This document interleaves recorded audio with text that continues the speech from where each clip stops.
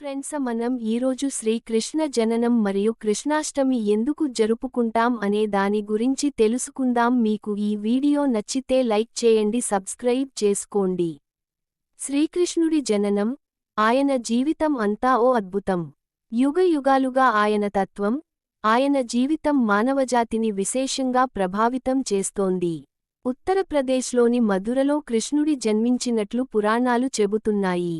పురాణాల ప్రకారం మధురలో ఉగ్రసేనుడు ఒక ప్రముఖ యాదవ రాజు.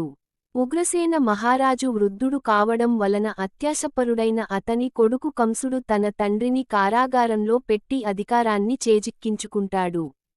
మరోవైపు కంసుడి చెల్లెలు దేవకి మరొక యాదవ రాజైన వసుదేవుడిని వివాహం చేసుకుంటుంది.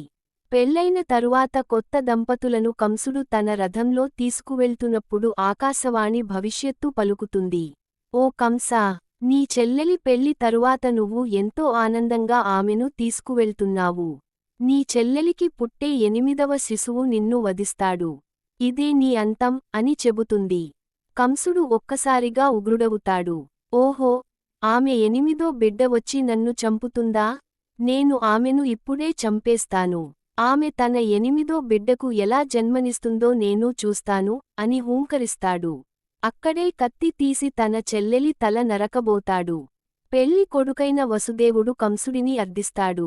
దయచేసి ఆమె ప్రాణం తీయకు. ఆమె 8వ సంతానమే కదా నిన్ను చంపేది.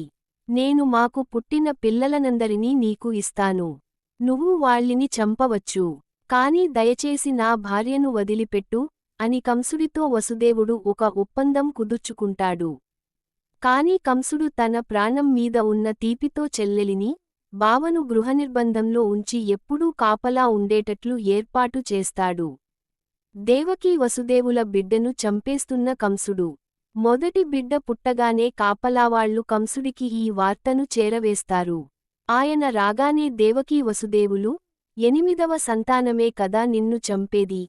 ఈ బిడ్డను ప్రాణాలతో వదిలేయమని ఏడ్చి ప్రాధేయపడతారు.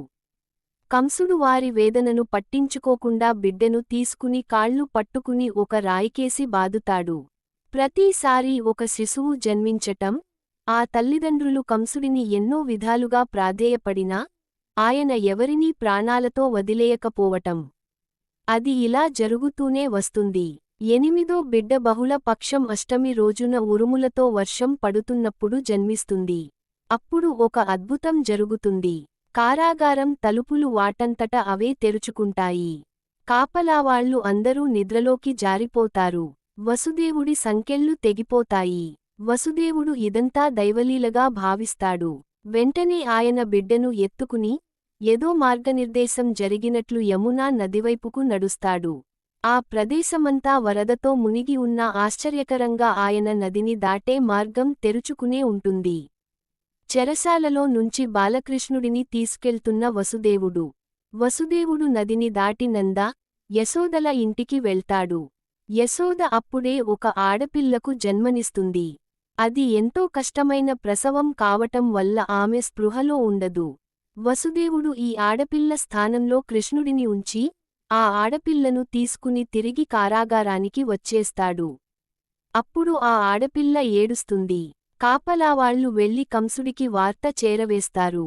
కంసుడు అనుమానంతో కాపలావాళ్లను ప్రశ్నించగా వారు భయపడి తామంతా చూశామని ఆడపిల్లే పుట్టిందని చెబుతారు. ఇది కేవలం ఒక ఆడపిల్ల. ఒక ఆడపిల్ల నిన్ను చంపలేదు. అదే ఒక మగపిల్లాడు అయ్యుంటే అతను నిన్ను చంపగలిగేవాడేమో. కాని ఇది ఒక ఆడపిల్ల. ఈ పాపను వదిలిపెట్టు అని కంసుడిని దేవకీ వసుదేవులు అర్థిస్తారు. కాని కంసుడు కనికరించడు. ఆ బిడ్డ కాళ్లను పైకెత్తి నేలకేసి కొట్టబోతాడు. అప్పుడు ఆ బిడ్డ కంసుడి చేతి నుంచి జారిపోయి ఎగిరి బయటకు వెళ్ళి, నిన్ను చంపేవాడు మరెక్కడో ఉన్నాడు అని చెప్పి మాయమవుతుంది. ఆ విధంగా గోకులం చేరిన కృష్ణుడు, రాజు కొడుకే అయినా ఒక సాధారణమైన గోవుల కాపరిలాగానే పెరిగాడు. శ్రీమహావిష్ణువు 8వ అవతారమైన శ్రీకృష్ణుడు జన్మించిన అష్టమినే కృష్ణాష్టమిగా నేడు జరుపుకుంటున్నాం.